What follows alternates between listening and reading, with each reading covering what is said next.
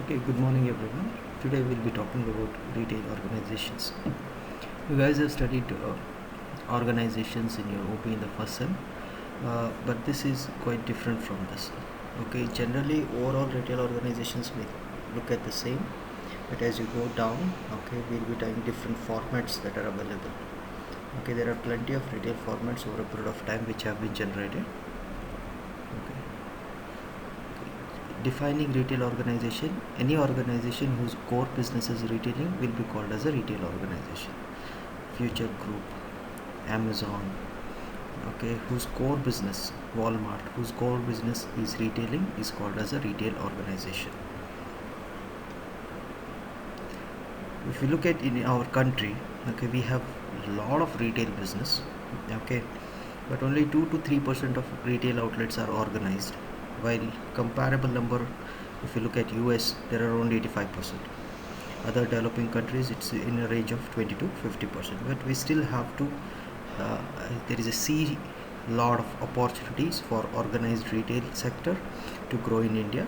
That's the reason why many corporates would like to come to our country. Okay, generally speaking, historically, retailing is been a local business. Okay, organization structure in retail, we can look at two general formats. One is the local type and one is the corporate type. Okay, so what is the idea of an organized structure in retail is a manner in which retailer is organized. Okay, and how it is organized contributes to its uniqueness. Various factors affecting scope and scale, whether it is local, regional, national, international, type of products you sell, type of departmentalization, whether you are single product specialized store or whether you have multiple departments. Okay, if you look at a typical independent store, you find basically the owner who is the main responsible person. Okay, he takes care of buying, promotion, sales, HR, operation, general manager, pretty much he does everything. Okay, he will be in contact with external advisors like lawyers, CAs and bank. He may have few people in the office taking care of data entry and inventory control, and he'll have few people in the sales who will be involved in the process of selling the products. So this is how a typical independent store look like. If you look at a more structured organization, you can see you have a CEO or head retail.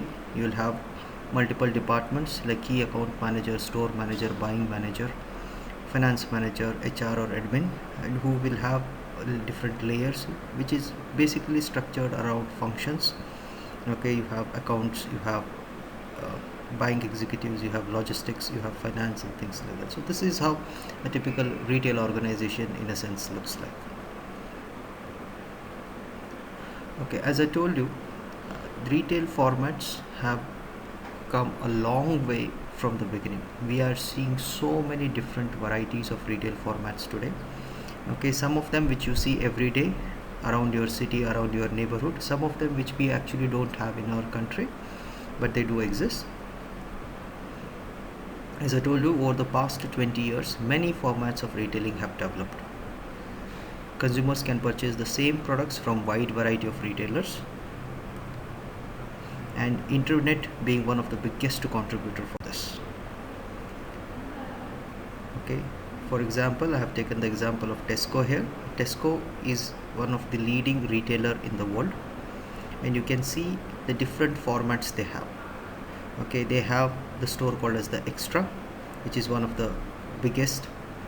Okay, with a space contributing to almost 80,600 square feet. They have superstores. Okay, superstores were generally what they were into. They have about 269 superstores. Okay, they have compact stores, other stores, that is high street stores, metros, as well as express stores. So we can see a single company is offering same product into multiple formats: supermarket, mega mart, metros. These are all different types of formats. Generally everything started with mom and pop store, that is the basic store what we call, which is a household run store. Okay, next we classify retailers.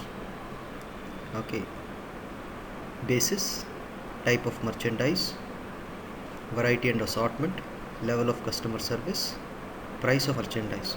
Okay, so we look at start with type of merchandise.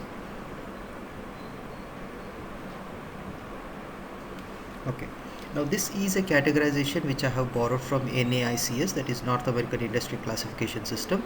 India, basically it is done on based on food and non-food stores. You can see here so many different types of categories are there: furniture, home furnishings, electronics, building material, garden equipment, food and beverage stores, health and personal care stores, gasoline stations, clothing, accessories, motor vehicles. So they have categorized, so it depends on the governance which is in place and how do they categorize based on their requirement of their taxes.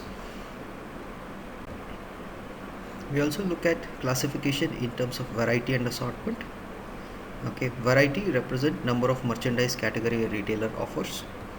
Assortment refers to the number of different items in a merchandise category. So for example, I have shampoos, that's a variety. In that shampoo, how many different items I have, that becomes your assortment.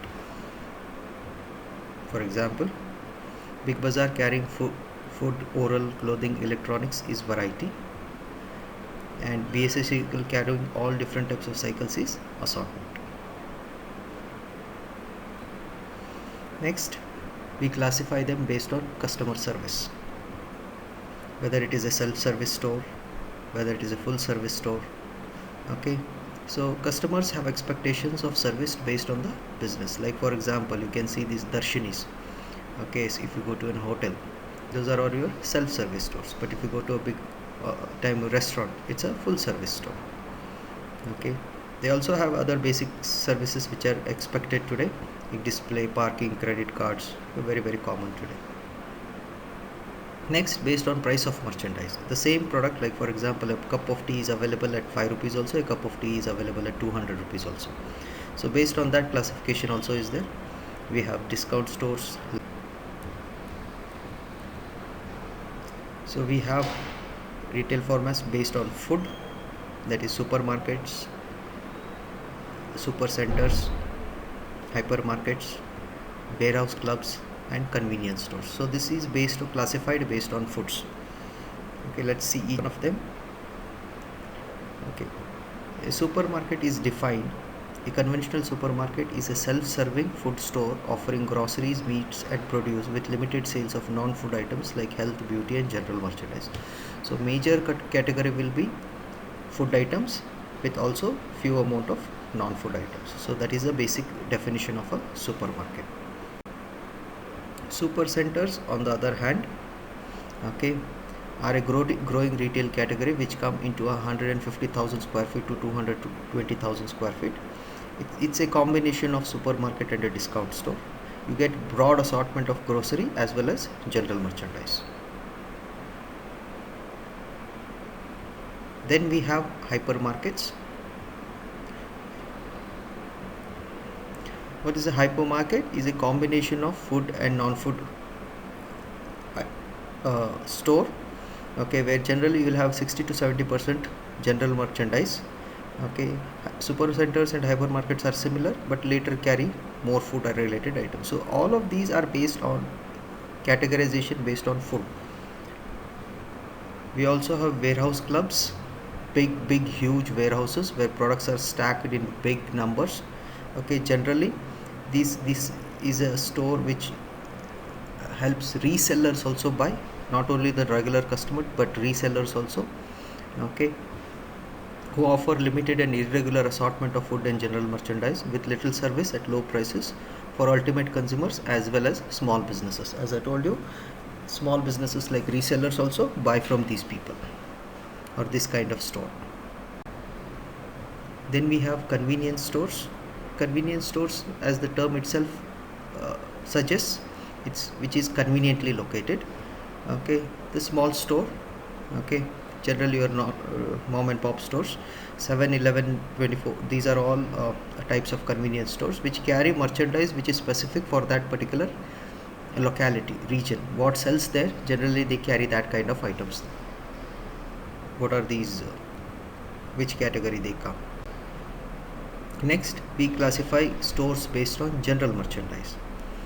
Here you have departmental stores, full line discount stores, specialty stores, drug stores, category specialists, extreme value retailers, off-price retailers. Okay, departmental stores, as the name itself suggests, it's a store which is classified based on multiple departments it carries.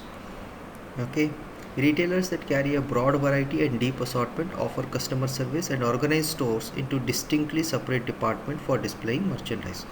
As I told you earlier, so this is where it is being divided distinctly in separate departments. That's why it is called as a departmental store. We also have full line discount stores which give a variety of merchandise at a very low prices. Those are called as full line discount stores. We also have specialty stores, concentrate on limited number of complementary merchandise categories and provide a high level of service in a relatively small stores. So they focus on very limited number of merchandise categories. And of course you have seen drug stores, pharmacies, which focus on health and grooming. We also have something called as category specialist who specialize in one particular category. Okay, are big box discount stores who offer narrow but deep assortment of merchandise. They are also known as category killers because they get the largest discount and first priority when there is a shortage of stock. So they very specifically, like for example, you can see here at home, this is home furnishings. Okay, so everything related to home furnishings they'll have. Then we have extreme value retailers. Okay, like we have in our place, like we have near bus stands and all, you see these stores selling clothes at a very low price. Those are called as extreme value retailers. Small full line discount stores that offer limited merchandise assortment at a very less price. We also have off-price retailers who also offer similar to that inconsistent assortment of brands at also low price. Okay, those were the store retailers in which we had two categories, that is, one is food and one is non-food. Now we look at non-store retailers, retail stores where the physical store is not present. In this we have electronic retailers, catalog and direct mail retailers. Okay, we have direct selling where people actually sales people will actually come to your door, meet you, talk to you and then sell products to you. Here multiple level channels are generally used. Others, you have TV home shopping, you have vending machine retailing, you have service retailing. Of course you have seen teleshoppings. Okay, in a format where customers watch TV program that demonstrate merchandise and then place an order for such merchandise through telephone. That's your teleshopping. Vending machine, of course you have seen this, where merchandise is stored in a machine and dispensed when cash is deposited, or you can use cards also. Service retailing, who sell primarily services then merchandise, like you can see garages and all. Okay, they are also categorized on the basis of type of ownership.